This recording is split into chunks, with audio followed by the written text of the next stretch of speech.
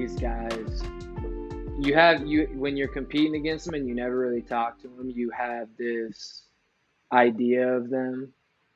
And this is not at all to say like I thought Trevor wasn't a good person. I just did not expect that from Trevor. Like I didn't expect him to be like that, and he is such a good dude, and he was so sneaky funny, bro. Like I wasn't ready for some of it. The way you said that, I did not. I was expecting like a really nice, like almost like an Avery-ish, interview where it's very professional, very like, good and well thought out answers, not trying to say the wrong thing, which I totally understand. You know what I mean? None of the stuff we're trying to do is set these guys up to throw shade at anyone. Certainly not. But I just loved how, bro, I haven't laughed that much from someone on our show, I think, at all. And it was he's just so sneaky funny. The one thing I wanted to just make sure we got in this intro was kind of an observation about him, but about all of these guys is their competitiveness. And it's cool to see some of that cohesion. Like he'll talk about in the episode about all of these different guys he knows from the past, not only on his team, but around the league. And kind of that cohesiveness of just the RMAC in general with a lot of these kids, but they're not afraid to let you know, like, we're here to win. Like we're here to go at each other. And I love that. I think that's so healthy just for the whole league in general. Yeah. I think the best part about it was just him really talking, like just really being open about everything from his senior year, from his freshman year to when his role grew. And like, I'm not giving all the nitty gritty away from it. You guys got to listen to that part, but it was nitty gritty. It was just unique to hear some of his answers. Like you say, that one question we always ask him, there's always a different answer. It's very similar. Like there's some very similar aspects to the answers, but they're at the same time very different on what their goals are and just work ethic and stuff. Yeah. And I've talked about this with a couple people. It's fun to see these guys' mindsets and Trevor specifically, just how you talked about his improvements and his kind of role increasing and stuff, the preparation that went into that, and all of the behind the scenes stuff that as a coach, when you're on that side of it, you see that from them.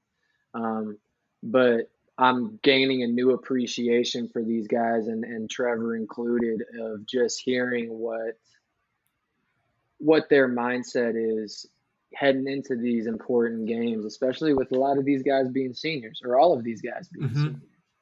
Wow, they are awesome. Wow, I didn't realize that. Have you noticed like they all have a professional mindset? Like they work like a pro? I think that's geez, excuse me. I think that's a product of their seniority or maturity. Yeah. Like it'd be funny to talk to them as freshmen and see what that interview would be like. But you can tell, like, and this is a reason why these guys have had success at this level, is you can tell they've bought into what it means to be successful at this D2 level and in the RMAC and at their schools or within the conference or whatever it might be. So, Trevor embodies that as well. I think he knows what he wants. He's going to set himself to it. That's what I was going to say is, dude, I love that he's a stat guy and a historian of the game, bro. I love dudes that play the game or just devour it, not just what they do, but everything. Like, you could tell he knew his stuff. Like, even when we were talking, he's a sports junkie. He's just a sports junkie. When we're doing our pick'ems, he's labeling off the Penn State coach, and I didn't even know who the Penn State coach was. I ain't gonna lie to you. I knew the name, but I couldn't name it off the top of my head like that. Yeah, he loves. You could tell he loves athletics just as a whole. The one thing that struck me, and we didn't talk about this in the episode, but you can tell from some of his responses and kind of what he was saying that he and that program there at Mesa, they've been coached to be high IQ guys and to have an understanding of the why behind their program. You know what I mean? And obviously the success speaks for that, but just in his understanding of their program, and again, not to get too specific, he has a great understanding of what that program is. And I think that's a product of, you know, obviously Coach DeGeorge, but all of those guys really buying into that there at Mesa. No, I agree 100%. So with that being said, episode 32 with Trevor Baskins is up next. Hope y'all enjoy. Colorado Mesa, baby.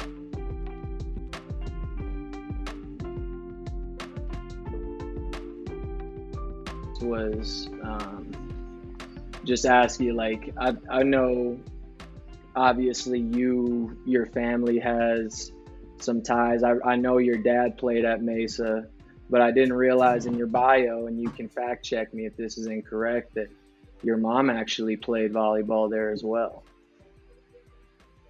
It was actually my sister. Oh, your sister. Okay. So she was so she was 4 years older than me. So when I was in 8th grade up until high school, I would always make the trip to Grand Junction from Arvada to come and watch her play volleyball. But I was still very familiar with the campus coming back to Grand Junction. Was that I'm sure that I'm probably gonna ask the same thing you're asking. I was gonna say I'm sure that played a pretty big role in the whole process of recruitment too. Yeah, definitely. I mean, it was really familiar for me. I have family who lives over here in the Western Slope in Grand Junction, so I would come here quite often. I would come to games whenever I could. Dad, obviously, I kind of understood that he played basketball when I was younger here, but not until I was about in high school I realized how successful he was over here at Mesa. So yeah, tell us, and obviously, you know, we want to focus on you and stuff too, but it is cool to hear that you have such a history there. Your family in general just has a history there at Mesa. Talk about what his career was like, because I've heard some things, but I don't really know what the story was of your dad there and what his career was like. Yeah, so out of high school, he originally went to San Diego State. He went to Steamboat Springs over in Steamboat, and then went to San Diego State for about a year and a half. Played some his freshman year, and then the coaching change happened there, and he just didn't like the situation over there, so he decided to transfer back home. He played 3 years here, and he did quite well. He broke the scoring record and the field goal percentage and all that stuff. All I hear is he didn't pass the ball very much, but he was. So did you get to watch? Did you at all growing up? Did you get to watch Ryan Steffen play? No. I got to go to one game of his when I was in, I think, 7th or 8th grade. He was a senior. It was a game over at Regis, and I was, wow, this guy's good. And I actually work out with him all the time over the summer. We're both from the Denver area. He's a little south of me, but I'll make the trip down to Green Mountain and worked out with him all nice. Summer. Just kind of trying to pick his brain about professional and college and just what his experience was like. I mean, he's a great guy, and we still keep up to this day. He was up here a couple of weeks ago for our parents' weekend and got to hang out. And, yeah, it was good. I love Ryan. Yeah. What a better dude to learn from, honestly. Man. That dude was an RMAC legend. Yeah, he's no joke. I had the pleasure of playing against him for, was it both years that I was at Black Hills Bush? I think, because we beat him your senior year. Yeah. We almost beat him down there, but we gave up. But Julian that was who it was, Julian Vasquez, right? had 24 and a half in the second Yeah, half. He was benched the first half, and then came in and just gave us the work. Yeah, but Wow. To Bush's point, Ryan Steffen, man, he's one of those guys that you remember and you're just like, he got it done in so many ways and he knew exactly how he was going to do it. I feel like Ryan Steffen was that dude that he'd catch it on the block and he'd tell you what he's about to do and he'd still get a bucket on you. You know what I mean? Shoulder. Like, that's kind of what his bag was like down there. But that kind of made me think, like, that seems, maybe a little bit now, that seems like Mesa's culture that you guys are kind of just carrying things. I can't remember when Mesa really started to kind of emerge as this power in the RMAC. It's been, I want to say 5-6 years at least. But is that part of the Mesa culture that, guys try and pass things down to players even after they're done playing? Yeah, definitely. So, I mean, I remember it was my senior year. I committed already. That was the first year we had postseason success. They won the RMAC tournament over at Dixie. I guess Utah Tech now, but oh yeah, that's right. That was a big deal. And that team was, I mean, Jared Small, Georgie Dancer, those were the big guys. And then they were mentors for us, all of us young guys, freshman year, where we did really well. But I'm really not sure how we did that well my freshman year. We had great success. And then sophomore year was just those guys kind of passed down the maturity, the expectations of all that stuff. And now we have a bunch of upperclassmen and we got some young guys that we're trying to mentor and keep that culture strong up here. Key word, yeah, facts. I was just about to say that key word, culture. That's the reason. Everyone, like, it's just a winning culture. Winning is contagious. Like, you don't want to be that team. You know what I mean? Like, you don't want to be that team that is the bad team. You just want to carry the load the whole way type deal. No, definitely not. I mean, I remember it was my freshman year. I was talking to Christopher and Reese and all my teammates who were coming in with me. And my high school team, well, we weren't great by any means, but Christopher was 26-0 his senior year. Reese was 26-0. None of these guys lost in high school. And for me, it was kind of a shock because, like, wow, it's actually kind of nice not losing every game, man. Yeah, I love it. Losing sucks. I'm not going to shoot. How much did you know those guys? Just that class, like you said, you named some of them already, but oh man, the Res Christian kid, Reese Johnson. I don't know why I couldn't think of his name, but like that whole class, you guys came in. Did you guys know each other really well, or was it something where you guys kind of came in and just knew of each other? So with Reese, he's been my roommate the last 4 years, but we played AAU ball our 17th year together on the Hawks. So we got to know each other pretty well. We got pretty close over there. And I committed before my senior year, and he kind of talked. He was like, "Hey, I kind of want to come to Mesa and all this." And him and George started talking, and luckily he's with us now. And then Christopher, and I guess Christian now, even though he wasn't here our first year. I played AAU ball with them in like 5th and 6th grade, and then just always been close with them. So those guys I knew quite well. Blaze, I didn't know before I didn't know he was going to be on our team until we were on campus. And he was like, "Oh yeah, this is Blaze." He didn't announce it, didn't do anything. So it was kind of a shock, but he's over at Weber now. But and then some other guys like Isaac, who was Reese's high school teammate at Res. He came back from CU, and then Owen. We all kind of just grew up in the Denver area, so we always grew up playing against each other in showcases and clubs. So we're all pretty familiar with each other, and we all get along really well. Man, that's why you guys got that chemistry out there. Like, man, I'll tell you what, man. Scouting for you guys was like, who do we try and take away? Like, what actions do we try and take away? Because you guys kind of remind me of just you guys are the epitome to me of positionless basketball. It's like everybody can handle it a little bit, everybody can attack a little bit, and I remember game planning for you guys sometimes was a nightmare. But I feel like that's where that chemistry comes from. You guys just play so well together. Yeah, definitely. Last year I was the 5, and by no means am I a post player. I'm not that heavy set, but we're trying to use that to our advantage a bunch this year, having a lot of bigger guys and Mac and I, and then some guys coming off the bench, just everyone playing positionless, everyone setting screens for each other, rolling, everyone can shoot, handle the ball. So that's it's kind of what we're trying to embrace this year. Is just everyone. It's positionless basketball, and I love it. Yeah, I think the missing piece last year, I was thinking about this today at work, was like you just said, I was like, damn, Trevor really played the 5 the last kind of 2 years, really, if you think about it. Yeah. And I really think the missing piece, and it just sucked that it kept happening, was Ethan getting hurt.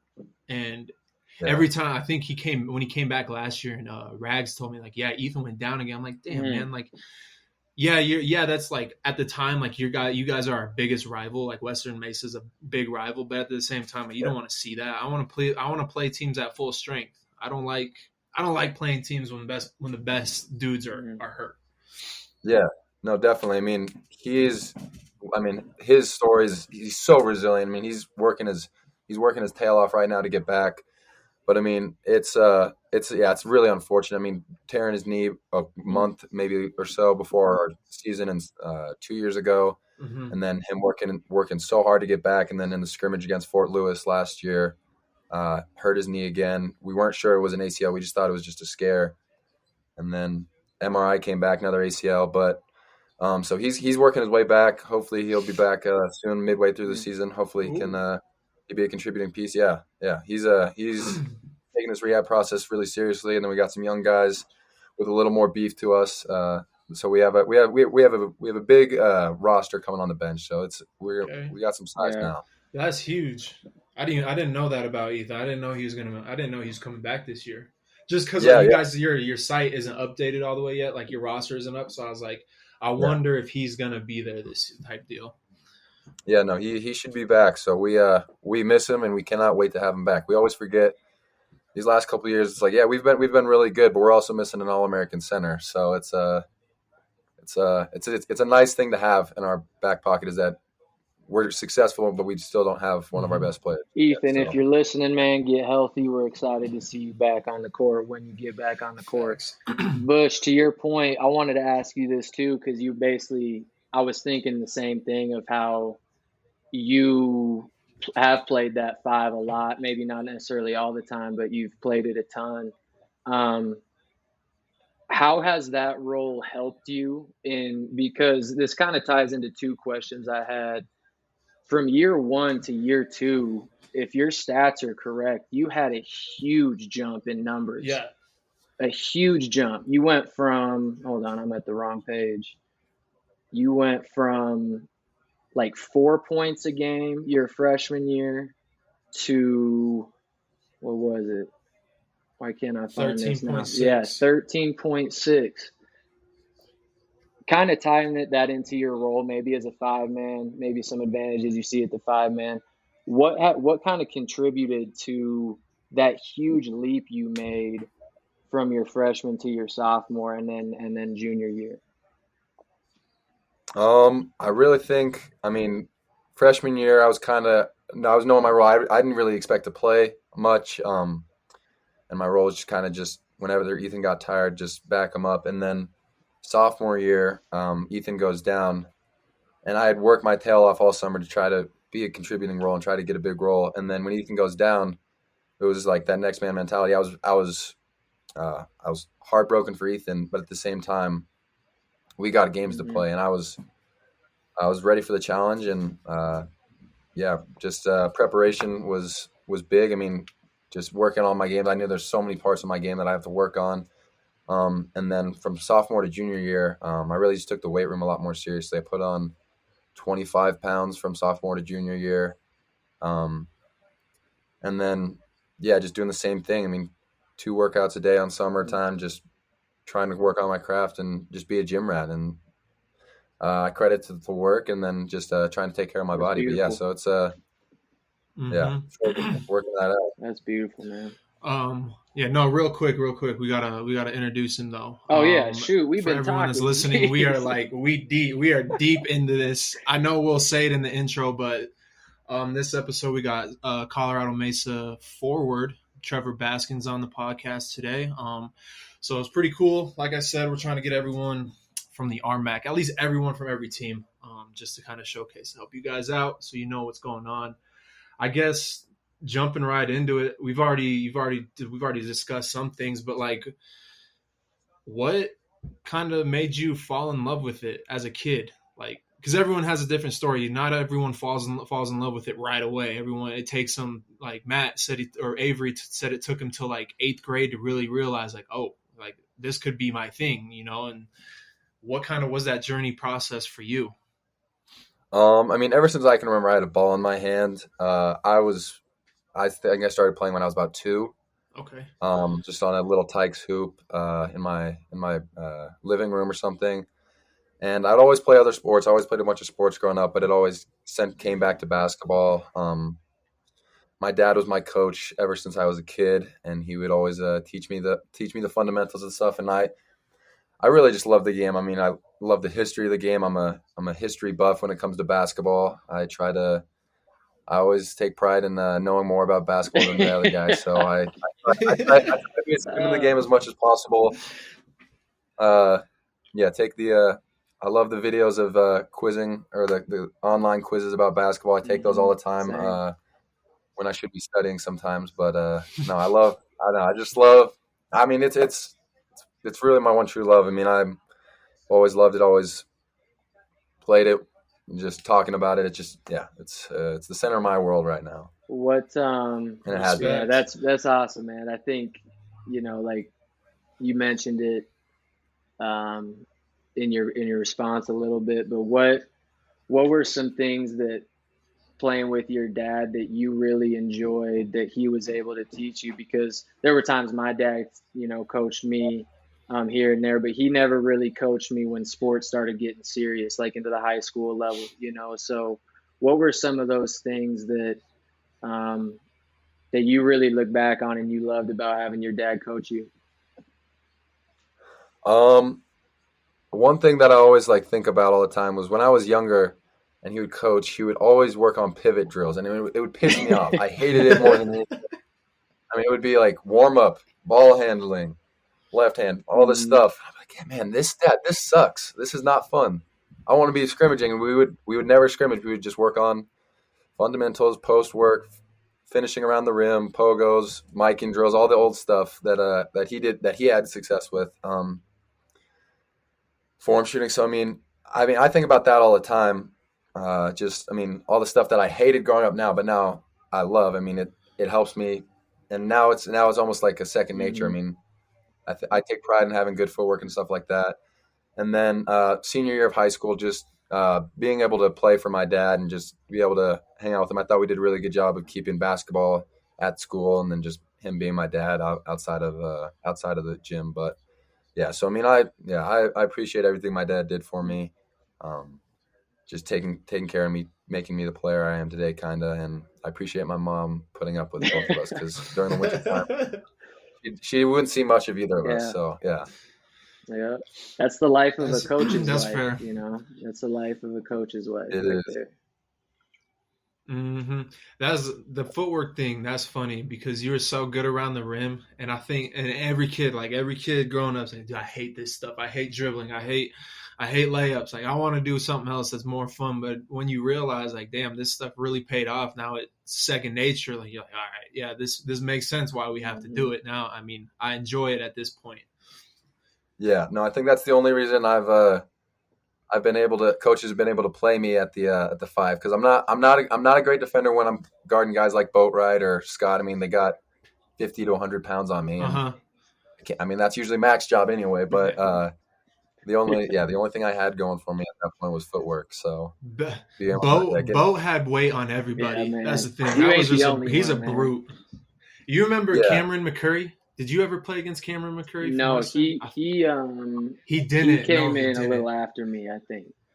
Okay. Because we recruited him. We had who? Cameron McCurry. Oh. So he was at Western, and he did a drop step, or he was guarding Boatwright, and these two are way, like, I call them walruses down low, just throwing body weight around.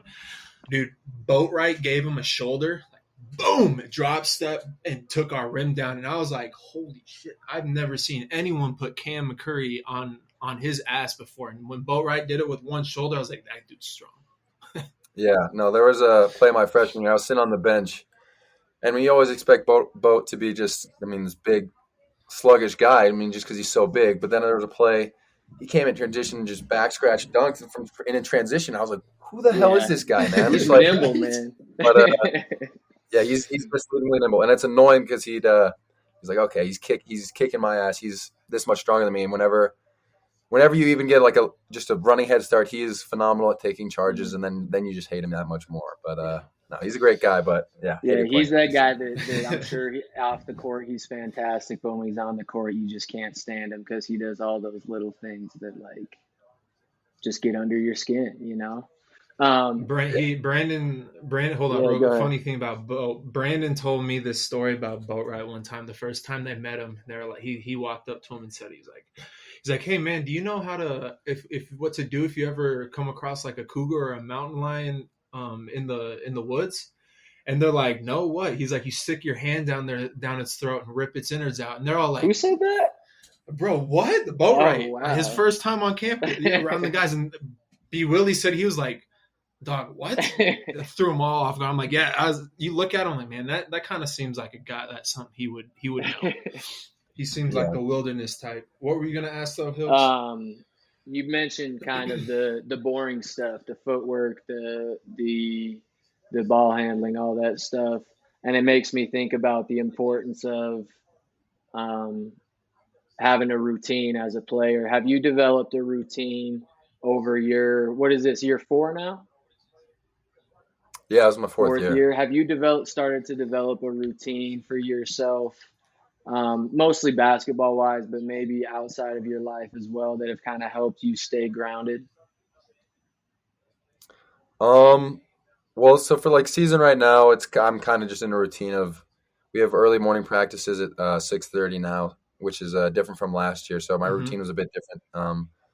But just wake up, get a small breakfast, go to the training room, get taped, do some prehab, get warm, get out of practice, then go to weights, and have class, then eat, and then I'll usually go back to the gym, do a workout with one of my coaches, either Coach Boucher or Coach BJ, and then maybe try to watch film, and then it's only like 2 o'clock or 3 o'clock at that point, so I kind of like having morning practices at that point. My day's basically done for. Don't have classes till only have one class right in the daytime, and then just go home, do some homework, rest my legs, maybe do some stretches or something. But other than that, that's my routine mostly for in season, and then off season it's much different, but usually it's all revolves around basketball though. Yeah, that's I like just hearing, because I'm a routine oriented person, so like if something's off in my routine, like for the start of the day, I feel like my whole day is off. And especially like as a player, like I remember getting ready for practice and I had to have my right routine, like with the things I did before practice. And I don't want to hear it. All right. I don't want to hear a word from you. But it's just interesting to hear some other players' routines and kind of what keeps them at that right headspace when they're stepping on the floor. Yeah, no, it's a routine. I think I'll watch videos about like pros just talking about how important a routine is for them and how important it is for just, their mental ability to perform well. And I think it's really, really underrated part is just always having, just like it's safety net to fall back on, that your brain just like knows, okay, I should be doing this. And then, yeah, so I think having routines just almost a necessity. Yes, indeed. I agree with you. You need that in college too, because as a student athlete, your life is consumed. Like it's just so consumed. And if you're doing stuff out of routine, I was the same way. If I did stuff out of routine, like now I have to lift every day. I get off work at 5, and it's like if I don't at least try and get to the gym, I feel like a lazy ass. But it's just little things like that, just makes you feel like, damn, I didn't do something right today, and it just doesn't feel right. Yeah. I was gonna ask, what are practices like for you guys, like in season, and like what is it like? Is it with like Coach George and all that stuff. Because I mean, since he's came in, he's like hasn't missed a beat really with that program, and it's just been top notch ever since he came in. And I did research when he was at his old program, still same stuff, winning. He's a winning coach. So what is he like in practice and all that stuff? Is he like intense, or is he mellow, or? He's always a very direct coach. If we're not bringing our best effort, he lets us know about it. Yeah. He'll just slowly go up and up more the intensity the more mad he gets. There's been a couple instances where he'll be mad at me and he'll yell at me for a second, and then he'll just keep going and keeps going, and then it escalates. You just know it's coming, like damn. But for the most part, we do the team always like understands that if coach is getting on us, we're doing something wrong. So we always do. I think we do a good job of self governing ourselves, kind of. And I mean, he's still a super intense coach. He demands the best out of us every day, but for the most part, we get on each other. I mean, if someone's not performing, Mac lets him know about it immediately on the sideline, tells him to get his mind right, get work on and stuff. So I mean, it's mostly self-governing, but every once in a while, coach has to lay down the law. So he's not a screamer by any means, but he yells when it's necessary. Yeah, that's good. I got two questions for you. One about coach and one about just kind of your squad. First one is Coach DeGeorge. Are you familiar with basketball? Like kind of the analytics stats, like all that type of stuff. Is he an analytical type coach? Yeah. Does he really pay attention to that stuff? Oh my God, yes. I knew it. Him and our assistant Coach Boucher are the biggest analytical geeks when it comes to this stuff. I mean, they will, and it all makes a bunch of sense. I mean, they've never, like, for instance, KB or Coach Boucher and Coach George has preached to us, like they've shown statistics after statistics after statistics on why mid-range shots aren't favorable for us. I mean, he shows stats of like how we shoot 27% from mid-range. Why would we shoot a low percentage shot like that? And then us players, we have to stat certain things about points per possession and high hands. And I mean, almost every player has to go through practices and stat certain categories on box outs. I have paint points, where it's just if the ball reaches the paint, what's our scoring? Wow, I love that. So I mean, they have it down to a science, and I think it really helps. It helps us know what we do best. Because then in the back of the mind, it's like, okay, what's the best shot for us and stuff like that, and then also helps us prepare. I mean, it's with scout and all that stuff. It's a big advantage. I'm not going to give away all his tricks of the trade, but he gets us very prepared for every game just by. They really have a good system going down for analytics with the scout and stuff. So yeah, big analytics guys. Bush, you got anything? Because I got about 30 questions now because of what he just said. I love analytics, dude. I think the analytical thing, like what you just said there, paint touches. Like how great are you guys if you get the ball and you get a touch around the paint? How does that open stuff up? As a player, I would love to know that kind of thing. Like, oh, this is where we're most successful. Okay. Oh, we're not good mid-range. Why are we shooting why am I shooting mid-range? That's a bad shot. You know what I mean? And stuff like that. So good to have. Hills, you can ask one of your questions because real quick, the second question I had that isn't a part of the new 30 questions I have is and I have my guess, so let me throw out a guess first. Who is kind of I don't know, some people call them glue guys, some people call them energy guys. You mentioned kind of you guys holding each other accountable. Who is that person on your team? My guess is Mac. You already mentioned him. My guess is Mac. Who is that? Who it is? 100%. I think every coach knows the exact same thing, says the same exact thing about Mac. Man, I hate playing against him, but man, I would love him as a player because I mean, his effort is never in question, and he's not necessarily like a huge vocal guy, but he always like people will look at him and they'll be like, okay, Mac's trying this hard. I mean, I got to bring in my shit, or else he's gonna kick my butt all practice, and I'm gonna be embarrassed, and I'm gonna be and coach is gonna be pissed at me. So, I mean, he's the perfect glue guy. He gives it his all on defense. He comes up with, I mean, almost every game we had that's been close, there's always been a possession where Mac will get a layup or something. He'll fake running back, and then he'll steal the inbounds pass, and he'll make a 4-point swing, and then we're up. We went from a 6-point game to a 10-point game like that. I mean, Mac is every guy on the team loves him. He's the nicest guy in the world. But man, do I hate playing against him in practice. I mean, he's just that guy. Sure. Mm-hmm. He's the perfect dude because he's the one that's gonna step in and take a charge. He's gonna get dirty. Like that's just how he is. And when they first showed me, like they're like, oh yeah, this Mac, he's not great offensively, yada yada yada. And then you watch him play, and you're like, well, yeah, maybe not, but he makes up for it with the 110% hustle that he does every single possession. Like the kid cares. Like he knows hustle. If he out hustles his matchup, he's gonna bully him all night. Yeah. No, definitely. And I mean, his role will increase much more offensively this year. He's worked his tail off this summer and this fall, increasing his offensive role because he was always kind of deferring, and he would shoot open shots, he'd shoot layups and stuff, but he was never really a huge offensive guy.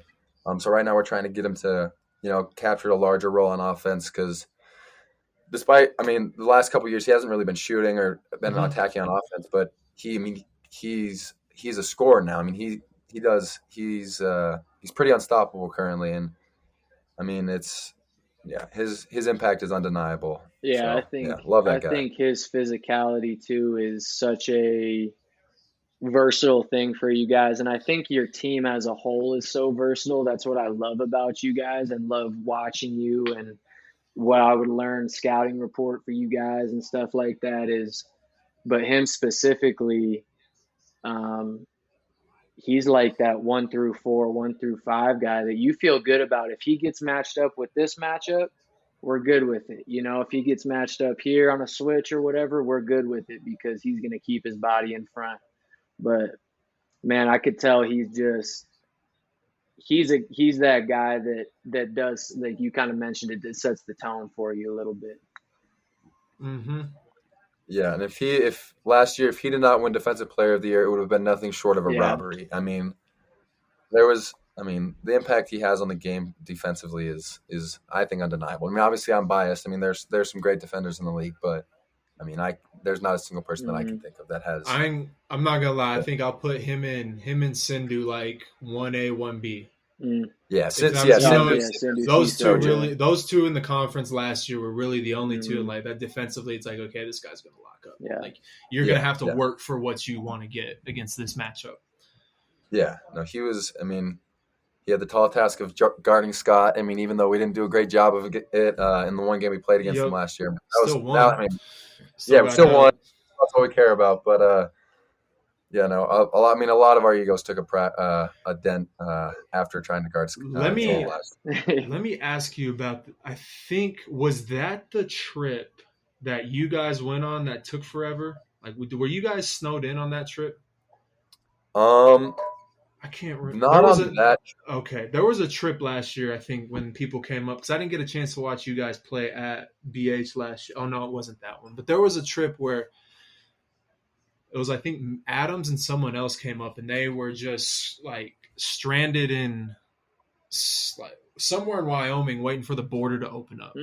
I couldn't remember if it was you guys or if it was them, but that's why I asked that because I didn't come to your game, and there was a reason why, because it was like the roads are bad or something like that. Yeah, no, the only controversy we had going up there was I think my sophomore year, we only traveled 7 guys to go play Black Hills. We only had COVID? 7 guys. A couple guys got COVID. It wasn't the COVID year, the year after, so it was a little strange. But I mean, we traveled with 7. We ended up winning that game. It's one of my favorite games to be a part of. But that was the most controversy we had, was traveling 7 guys to up to South Dakota and made the 10-hour drive back a lot more pleasant.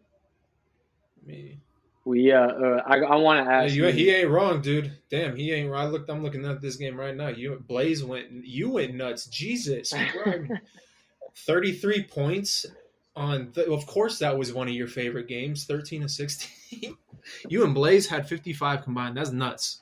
Like, that's crazy. When teammates can go for 50 plus, you're winning the game. Yeah, that was a fun game. I wanted to ask you about kind of this 4-team cluster that started to happen at the top of the RMAC with you guys, Fort Lewis, Black Hills, and Mines. What are some of, or what teams do you feel like you had best games against? Do you have best memories against? Because I feel like in any of those matchups, whether it's Mines, Black Hills, Mesa, Fort Lewis, Mesa, Black Hills, like, there's been some great games. What are some of those top memories against those other three teams? Well, for Mines has always been a little thorn in my side. I haven't played great against Mines in the last couple of years. I have one of my favorite memories playing against Mine my freshman year when we beat them in the RMAC championship game. But then there's also the sour side of them not upset. I mean, they're an amazing team, but last year beating us in the semifinals, home court advantage was lost, sold out gym, all that stuff. It was pretty upsetting. I love playing up the Black Hills. The atmosphere there is amazing, and the games are always close and exciting there. Wish we could have gotten the Sweet 16 win against them 2 years ago, but can't do anything against that. And then, man, Fort Lewis games are always extremely, extremely tight. No matter what happens. I mean, last year we jumped on Fort Lewis. We were up probably 20 for a majority of the game. And then we held a quell to a quiet night up until the last 5 or 6 minutes of the game, and then he hit 5 threes to make it a 5-point game at the end of the game. That game it was a little nerve-wracking seeing a quell come down the court, but Fort Lewis games are always, very physical. We don't really like each other. It's not anything secretive. I know they don't like us, and I know we the feelings are mutual. Hey, man, that's okay. That's all right, man. Shoot. Yeah. And we know how good they are. They were amazing last year. They won we won the regular season. They won the postseason at our gym, which was not fun to watch and see them just being able to celebrate in our gym. But they earned it. They played phenomenally, and they probably should have hosted the regional and stuff like that. But just looking forward to more games from all the teams. There's some other teams that I think, like Metro, I think is going to be really good this year. They got a bunch of guys back, even though they lost Tyree. They were relatively young last year, and then they got some transfers. And so I think Metro will be really good, and I think there's going to be a bunch of vastly improved teams from last year. But I think those 4 teams, I think the team that'll surprise people is going to be Shattering. I think they got what, the 5th spot in the preseason poll. So for the year that they came off of last year, that surprised me personally. I was like, damn, they kind of came out of nowhere late, and then this went in or just went on that nice roll. But I wanted to ask you about that game against Mines last year. Obviously, it didn't go your guys' way in front of those big crowds, but I feel like at our level, there's going to be some games, and we all have seen this. There's going to be games where there's 50 people in the gym, and then there's going to be games when there's 1,000+ people in the gym. Or bigger gyms like your guys' gym BH. Is there any type of added pressure, stress, nerves when you are hosting that game, and it's damn, this is the biggest crowd we've had in a while. Obviously there are nerves, but is it when the ball gets tipped up? It's basketball, like everyone says, or is, you know what I mean? Because it always feels like home teams like that sometimes struggle. Yeah, no, usually, we're extremely blessed with the amount of support we get over in Grand Junction. Usually our games are, I think the minimum attendance we usually get is around 1,000 people. Is an advantage for us because we get to use it. But I remember that game, and it was an hour before tip-off, and there was a line out the door. Jeez. And I was just like, wow, this is another level. This is playoff basketball. I love it. And I mean that I understand the pressure is. I think it would be different if we never had fans, but I mean, it definitely added a bit of just. I think it just got us more juiced. Unfortunately, we couldn't buy a bucket. I was gonna say, let me rephrase that. I guess I wouldn't say pressure, but like hype. Now that you say like that, there's a line out there. It's like there's a lot of hype around the thing. You know what I mean? I guess not pressure. That might have been a bad choice of words. Not saying like you guys are nervous, but like just the hype around it. You know? Yeah, no, definitely. That was the most people I probably played in front of. I think it was around 25 to 2,700 people there, maybe close to 3,000. I don't know how many people our arena can hold or gym can hold, but that game the atmosphere was unbelievable. I mean, we tried to make that second half surge and just could not get it done. We did not deserve to win that game. We couldn't buy a bucket.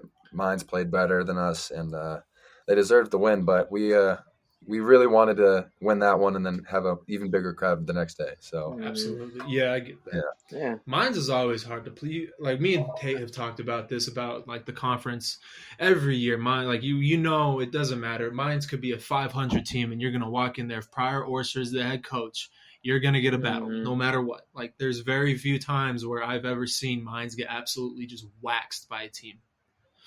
Yeah, no, definitely. I mean. I remember it was weird. Mines went through like the little lull in their season last year when we played at their place, and their gym was sold out. I mean, it was like they had like a couple thousand students on their one side, and it was different. It was a really exciting game, but then like they were a little like they had a little lull in the season last year, but then they picked it up and they started playing well at the right time, and I mean they kicked our butts the first RMAC home game of the season last year. And I mean, yeah, you know exactly what you're going to get when you play Mines and Coach Orser and all those guys. They're not going to shoot themselves in the foot. They're going to play solid basketball. They're going to make threes. They're going to they're fundamentally sound, and they're also big and strong. I mean, Ben Boone last year was like their 2, and then like Adam was their 3 or 4. I mean, Krasovich was their 5. I mean, they were massive. Absolutely. And great guys. Talked to them off the court, ran into them a couple times this summer, but. Yeah, they're great guys, but I mean, like I said, they're a little bit of a rival, so we hate them when they're on. I know you're probably happy not having to deal with Ben Boone or Sullivan anymore. Yeah, no, Ben, Sully, Trent. Yeah, Trent. Even though we only played against Adam for a year, he was kind of like we played in the same club when I was younger. He was at B&B. He was the 17U. He was the 8 guy. And I mean, I really liked watching him play when I was younger. So it was really cool to get to play against him. It was not fun when he would cash some threes in my face, but he's the phenomenal player. So I was glad to see those guys go off and do great things. But I'm not crying certainly. Now that they're. That's how I felt. That's how I was like, dang, man, Sullivan's still in the league. Is this guy Perry Ellis? Like, this dude's been around forever. He put up some good years. I wanted to ask you this because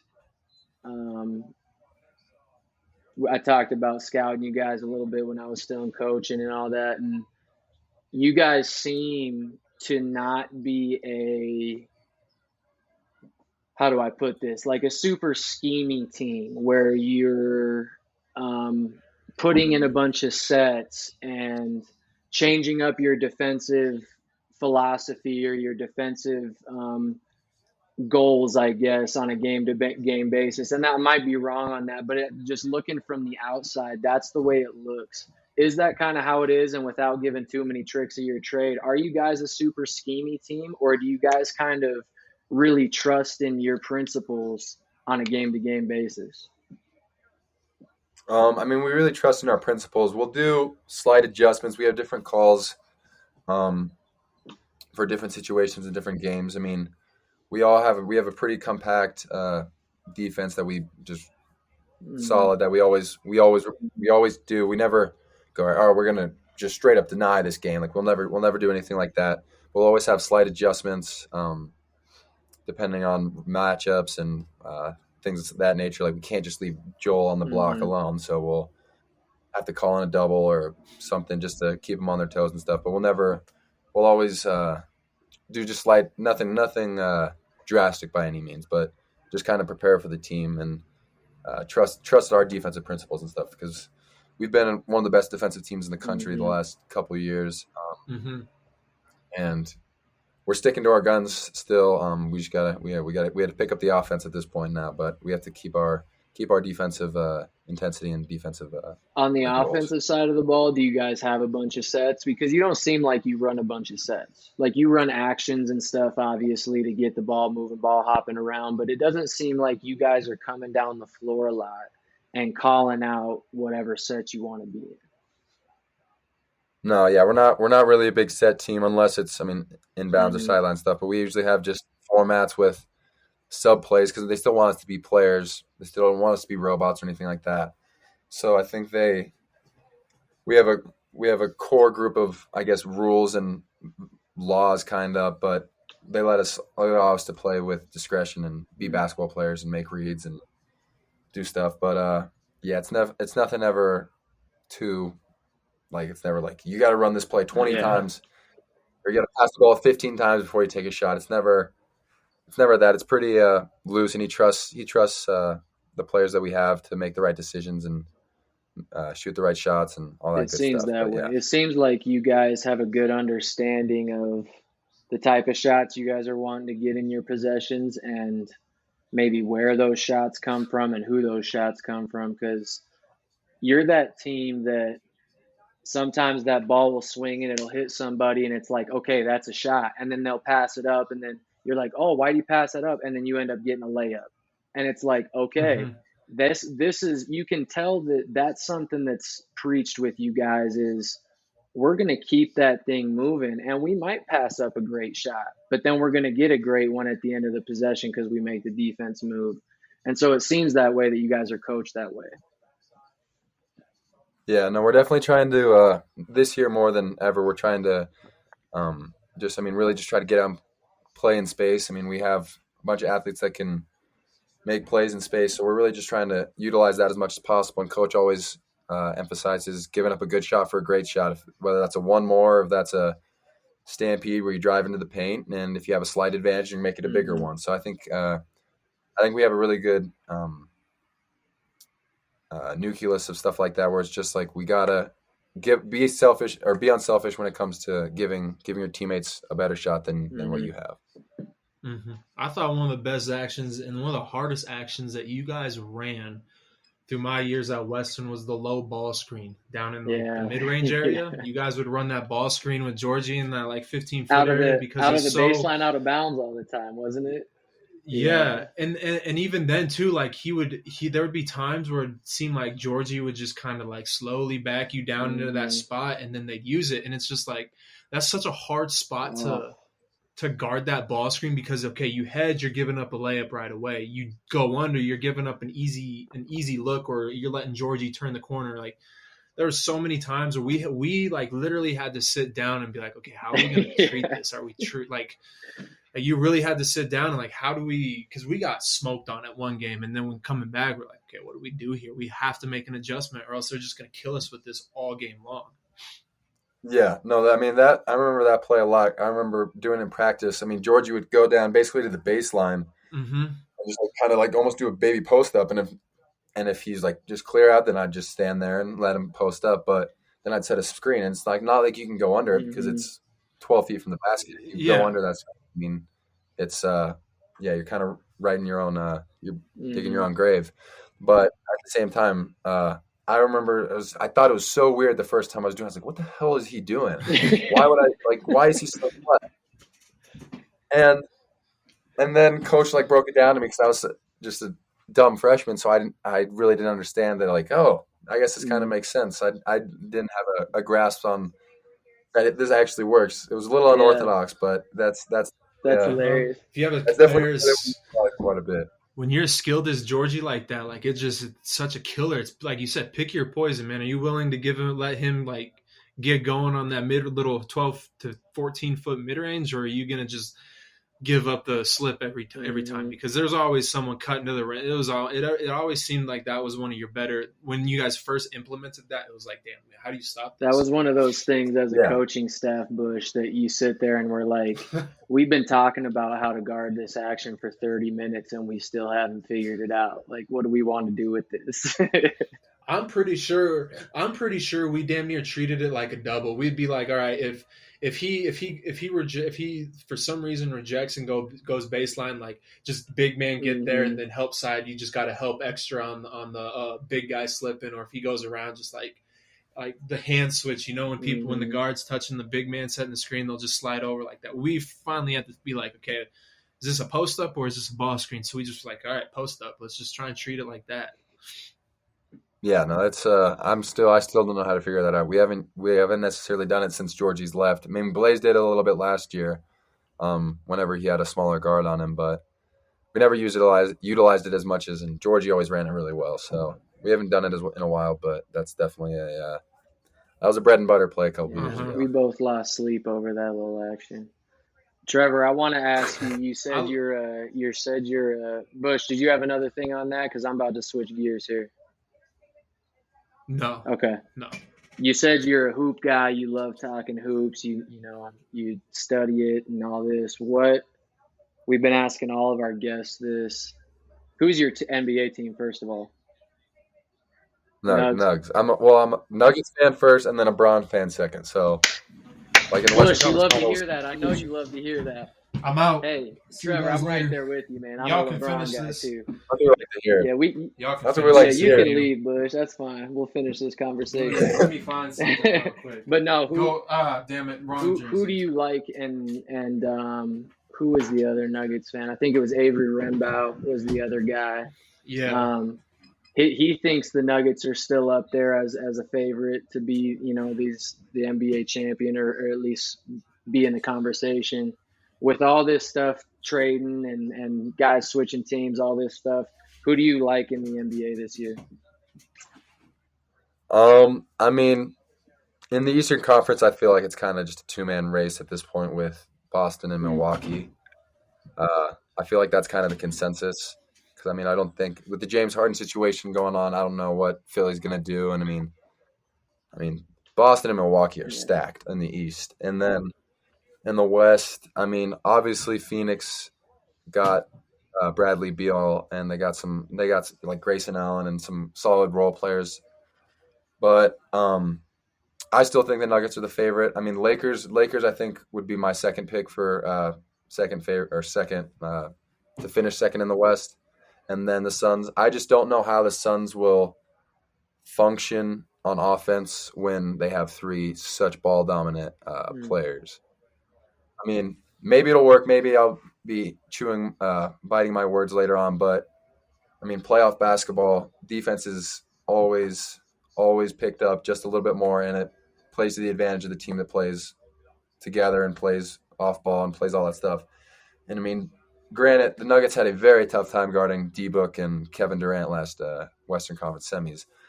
But, I mean, eventually their shots stopped falling, and we won in 6. Yeah. I was going to say, D-Book was on an ungodly level. Like, that was something we ain't never seen since, like, I don't think we ever seen anything like that. Yeah, Sam on our team, he's from Scottsdale area, and he's a huge Suns fan. Like, his dad, I think, got married in, like, Suns socks or something, like, diehard Suns fan. And his dad was in town when the Nuggets were playing him, and we got to watch a game together. I want to say it was game 3, and I mean, I was just like, Devin Booker has not missed a shot. I mean, he shot like 80%, all contested long twos, long threes. Like, at some point, he's got to miss. And then he went like 3 straight games where it's just could not miss. I was like, okay, maybe this guy's not human because I remember Jokic had like the 50 points, like 13 rebounds, the 50, 20, and 10 game or something like that. It's like what more does he have to do? That was definitely the most stressful series of the finals run for the Nuggets was this Phoenix series. That was the only time I wasn't as confident that we were going to win. Really? Wow. A lot of people were scared about the Lakers series, but I don't know. I think what convinced me what convinced me with the Nuggets, and I was like, damn, this team is like really good, was game 4 in the second half. I was like, the run that they made was unreal. Yeah. Like I was like, damn, these guys are crazy good. Like even if they lose this game, this is the best team in the league right now. Yeah, and me being like Bronze, my favorite player of all time, all this stuff, I was rolling my eyes so much when we won the first game, and they were talking about how Rui shut down Jokic in the fourth quarter, and they were like, I'm like, oh, we're just going to put Rui on Jokic, and that's going to stop him. Like the Nuggets wouldn't make adjustments, and they don't have the best player currently alive right now. It's not going to be able to do anything. I was rolling my eyes the entire time. Kendrick Perkins was pissing me off. I love it. Oh, you know what's how can you be an NBA guy that just has spent your life getting to this level, and then you lose to a man that only plays during the season? Like when it's off season, he is focused on his horses, drinking beer, and partying. Like how I couldn't even stay sane if I'm getting my ass buzzed by someone who does that. Yeah. So this is actually kind of funny. So the Spellers, the twins on our team, they're the PA announcer. I don't know if you know, but he's the PA announcer for the Nuggets.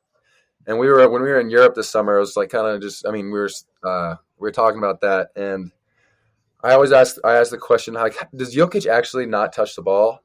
And like over the summer, and he'll go, no, man, he does not touch the ball at all. He'll come back, and like everyone, I mean, the players talk about it like on podcasts and stuff. Like he'll come back out of shape. It'll take him like 2 weeks to get back, and then he's the best player in the world. And it's just absurd. He's not human. It's absurd. Got drafted on a Taco Bell commercial, and he's one of the best big man ever. I think he's the reason why big man basketball is coming back. He's cooking. But you didn't mention a team in the East that I would actually surprised you didn't mention is the Heat. Why? I think they'll be solid, but I think they lost Max Strus, they lost Gabe Vincent. That's right. They lost those guys. I mean, I think Cleveland honestly might be the third best team in the East. I like that take. Okay. That's a good take. That's a great take. So I think Cleveland got better. I mean, even though they didn't have a great playoffs last year, they still have Donovan Mitchell. They still have Darius Garland. They have Evan Mobley. They have Jared Allen. I mean, they have size. They have shooting, and even more with Max. And I think the Heat they just lost some guys. They still have Jimmy and Bam, and I mean they have Tyler, but I'm not sure Tyler Hero matches up with. I mean, any of the other guys. No, I agree with that. Not at all. The only reason I ask that is because we always talk about how like we compare Spo and Miami to Izzo and Michigan State when it comes to the NCAA tournament. Like you can't overlook them. Like they're gonna make a run. Probably they're gonna be competitive no matter what seed they are. They're gonna win 1 or 2 games. Yeah, and it was kind of like Jim Boeheim and Syracuse for the early teams. Like where it's just like they're an 11 seed, but you do not want to play them. Michigan State's a much better comparison because no one ever wants to see Michigan State in the You can always count on Michigan State to pretty much get out of that first weekend in the tournament. Except for when I picked and then they lose to Middle Tennessee. Very true. It's the same with Duke. You know who doesn't have first round loss problems? No one cares, dude. No one cares about them. These guys. I know. I can't even lie to you, man. Like the UNC is certainly more consistent in the tournament than Duke is. Even though Roy lost in his last tournament first round, that was hard. Yeah, we don't need to get into our. So I guess we did lose. I want to ask you. You brought up something that I completely forgot about, and was your Europe trip. What was that like, kind of on the basketball side, but also just everything else that came along with it? That was one of the most fun week or 2 weeks or 3 weeks I've had of my life. I mean, it was amazing. Just going to get to be in 4 different countries in the span of that time, and the games we played well. The competition wasn't amazing. I mean, the game in Paris we won by I think 80 or 90. Yeah.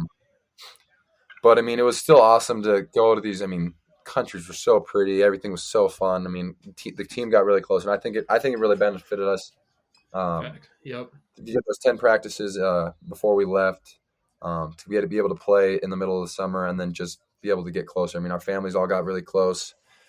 We would go out and hang out in these cities and meet people from all over the world and gain a perspective that none of us have ever had before, because most of us had never been to Europe or another continent for that fact.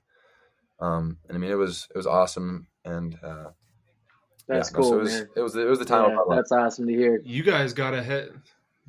Go ahead. You guys got a head start then. Like I didn't even think about that. You guys have like a month of a head start as a unit together. Even if you're winning games by 80, that don't matter. Like you're meshing. Okay, this guy likes to do that. I know he's going to be there on defense. You're starting to figure out tendencies at such an earlier time where a lot of like normally you're figuring that out the minute you step on campus. Yeah. Like let's be real. Camp week is camp week, and you hoop and play open gym, but you're playing open gym. It's open. It's not. There's no system. There's none of that going on. You're just trying to play and get up and down, get some runs in. So that's beneficial for you guys, big time. Yeah, no, it was huge, and it helped the coaches just get a little grasp on what we want to work on, what things we want to kind of emphasize more, and the team really took it really seriously. We were expecting, even though the games didn't end up being that close, we gave it our all because we wanted to give ourselves a genuine look and see what we genuinely look like for the season, because we know that this is time that not every team gets. So we really wanted to take advantage and play our hardest so that coaches have a little bit of a baseline of what to expect and what to work on. Absolutely. Respect. Yeah, that's a cool thing, man. I think those Europe trips and just those international trips when teams try to do them, not just the basketball thing, because I think sometimes the basketball experience can be like what you guys experienced a little bit, competition-wise, but just the memories you guys will have. You guys probably won't even talk about the games 10 years from now. It'll just be like, you guys remember when we were in Spain and, whatever. Like, that's going to be the cool part, I feel like. Yeah, no, we were in England for only a day, and we went to go see Windsor Castle, and that was cool. Prague was unbelievable. That was probably my favorite city. Paris was Paris. Everyone knows how cool Paris is, but Prague was unbelievable. It was like the cleanest city I've ever seen. It was the prettiest. The architecture there, it was unbelievable. Prague was gorgeous. I would highly recommend, and everything was very inexpensive. Cool. So you went to England, Prague. Yeah. What'd you say? Paris, and then what was the last spot? Berlin. And Berlin was really cool as well. It was very modern. It was really weird to hear about and interesting to hear about the Cold War and just like the Berlin Wall and what it was like, because obviously Germany has a very prominent history with World War II and all that stuff. So it was really interesting to get perspective from Germans about all the stuff that has happened in their past and how they're trying to not make up and just try to talk about and really the culture. The culture there was phenomenal, but it was really interesting to see that city, and it was really pretty, and that was a great time as well. They were all amazing cities. That's beautiful. So going off that, real quick before we get into our pick'em stuff, obviously you guys make goals and stuff, and what's kind of the goal this year? For you guys, what's RMAC tournament, is there stuff you guys are pushing for past? Is it do you guys have this marked down, or what's the kind of the main goal consensus as a unit for you guys? Definitely we're not overlooking everything. We want to win the conference. Yep. We know the team we have. We know we're returning 16 guys from last year. We have a veteran squad. We have all the pieces we need to do everything. But we're not. I'm going to be blunt. We all want to win a national championship. We think we have the team. We think we have the right mindset. We have the right approach. We're holding each other accountable. We're doing all this stuff. We think we're doing it the right way. But and obviously we're not. We can't wait to play these teams because early in the season we have a big test against West Texas right before winter break. The RMAC is a legit a legit conference. So I mean, there's a lot of tests we want to do, but we want to have a lot of postseason success outside of the RMAC tournament. We want to win the conference. We want to rack up every award we can get.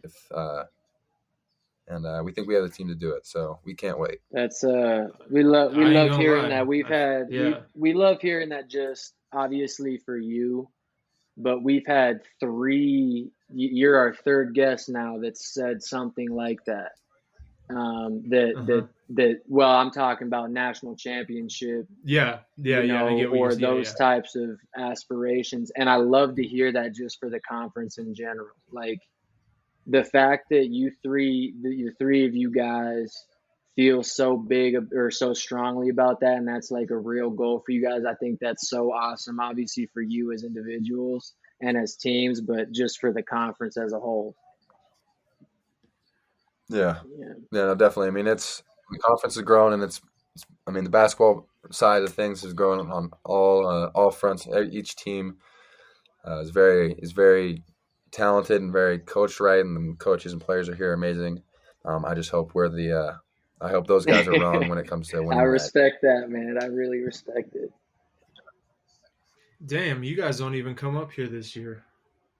I was going to come to a game, but it looks like I'm going to have to come down to Denver and see. We're going to have to go to a game. Yeah, we don't. They make the trip down from South Dakota this year. So, are you guys in Pueblo this year? Do you know? Yeah, we play Pueblo twice, once here, once that's there. Right. Well, I'll be at the Pueblo one. I'm excited, man. Yeah, I'm excited. I think just judging off what you said there, like the Hilk said, I think you guys definitely have the squad to do it. Honestly, I didn't even realize you guys returned 16 people. That's so huge. It's just crazy, like how BH made their run the last 2 years. I mean, if you really truly sit and look at their roster, it was no turnover in between the 2 Final Four teams. All they did was, maybe they got rid of a couple role guys. They added Ragsdale, and but they kept their core. And with you guys, that already puts a big confidence boost on you guys, because it's like, man, we've been through it. We've seen what it's like on the opposite side when we come up short. Let's not have that feeling again as a unit, and we know we can get there. So just judging by your answer, like Tate said, that's so nice to hear. Yeah, no, definitely. I mean, we every once in a while when we're tired at 6:30 and we're just like, relax day's cool, we think back to the time where we got our butts kicked by Angelo State last year in the tournament, or Black Hills beat us in the Sweet 16 or stuff like that. So we just use what our past experiences are to fuel us for this, and not let any slip ups happen this year. Hopefully, that's cool. Hills, you got any other questions? Man, we've been bugging this dude for an hour and 5 minutes. Let's get these college football. I know he got practice. He got practice tomorrow. Let's get him out of here. This has been great. All right, so first pick, we got number 3 Penn State at Ohio State. Who you got? Ohio State. James Franklin cannot beat Ohio State or Michigan to save his life. So that's what I see, and that's why I picked Penn State, is because I was like, man, maybe one time they can go into the shoe and get it. But I think it's just another. There's levels to that, and they're a level above like Iowa and Wisconsin, but they're not on Ohio State. That's a good assessment. Tennessee and Bama. I don't think there's any way Nick Saban allows a back-to-back loss to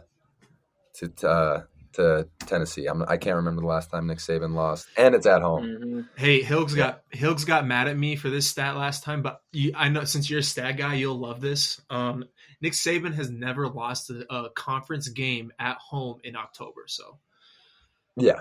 So that's another stat. I think I saw that. But. Yeah. Utah at USC. It's at SC. I think it's going to be very close, and I think USC got their teeth kicked in last week, so I think USC will win. Yes. Utah had their number all last year, mm-hmm. In the Pac-12 championship and in that crazy game at Utah, but I think USC will get them this year. I think they're a little bit of a revenge game for them. And then go ahead. And we got to keep Caleb's Heisman hopes alive, even though he's clearly the best player. Yeah, but I agree on that. They got their teeth kicked in so bad last week that they might kick the smack out of Utah. But okay, 16 Duke at Florida State, number 4 Florida State. The only question I don't know if I don't know this, but is Duke's quarterback back? Ooh, let's check. I don't know. Oh, I don't know. That's the old because I know he didn't play last week when they played Miami. Wow, that's a good. Could return. Duke's 1 day ago. Could return. So it's inconclusive right now. And it's at Florida State. He wants to pick Duke if the quarterback's there. I can see it in his eyes. Yeah, and I'm a bit of a Duke fan, and for basketball, I guess. Coach, I grew up watching Coach K, so yeah, that Carolina flag was not my favorite thing, but it's okay. I know that Final Four and that homecoming wasn't your favorite day either. So, best day of my life. Sorry, but yeah, I'm sure. But I'll go. I mean, Florida. Is it at Florida State? Yeah. Yeah, I got to go Florida State then. If it was at Duke, I would say Duke, but I don't know if their quarterback's going to play, so I'll say Florida State. Beautiful. This dude should be this guy. You need to be a sports on a sports talk man. show. You know what's going on. That. You know what's going on. Basketball. I'm debating Stephen A. Basketball's over. Stephen A. You're coming for him. First take. Let's see it. I'm tuning in. Damn, what was I gonna say? Oh, Duke. Yeah. Hey, Hilgs. How do you think they're gonna be? How do you two think they're gonna be this year? Since you guys are Duke guys, and I wanted to ask that with you and Matt last time, but go ahead, Trevor, because I really don't know. I got to look up this roster. I mean, I think they'll be legit. I mean, they got flip back, Kyle Kowski, whatever is. Yeah. Mike Wazowski, anything. They got Proctor back. I mean, they got a bunch of guys back. And I mean, they're Duke, so they got a crazy recruiting cash. They got Roach back. So I think they'll be really good. I think Kansas might be the favorite. I mean, Kansas is stacked this year, but I think Duke will be. I think they'll be competing for the national title. I think. I think so too. I just think for me, I always got to see Duke's first few games. Especially when they play, in those big tournaments where they got big matchups at the start of the year. And I know it's a long year and things can change drastically, but for me, I just remember watching Duke for so many years, and I could usually tell fairly early on if the team had the cohesion that obviously they always got the talent, like Trevor said, but it's there were those teams like the Zion Williamson, RJ Barrett team. That team was super talented, but I never really felt this is a team that's going to win the national title, to be honest with you. But while other teams maybe weren't quite as good, where I was this team can put it together and get it done, and they end up going farther than some of the other teams. So I'm going to defer on this and say I got to watch the first couple games. Watching the Champions Classic is always a very telling sign on how the season's going to go. I mean, because even though Duke with when they had Zion and RJ and Cam, they kicked the piss out of Kentucky that year. Even though they didn't win the Natty, I mean, they were still legit. And I remember there was years when Duke was not great with, I think it was Brandon Ingram. They were they weren't bad by any means. I mean, they were still good, but they weren't great. And I think they lost to Kansas or something. But I usually Champions Classic and then the Maui Invitational or the PK80 Phil Knight Invitational. What? Are usually pretty telling on how the team. Do you know which one they're in this year? The talent. Yeah. Do you know which one they're in this year? Are they in the battle for Atlantis or anything like that? I don't know. I'll have to look too. I'm not sure. I think they're in the Maui this year. I don't know if they were in it last year. I think they usually flip every other year. They go to the Maui Invitation. Well, they're doing. I know that they're doing. They play Michigan State in the champions, and then they don't have a big. Their next biggest non-conference is they go to Arkansas for the ACC Challenge. Okay. Oh, you guys get Arizona at home. That's going to be interesting. Caleb Love returns to his home away from home. Dude, but going off your guys' question real quick, these guys, I'm not sold yet on Hubie. Really, I'm not 100% sold. You've been saying that for a year or so.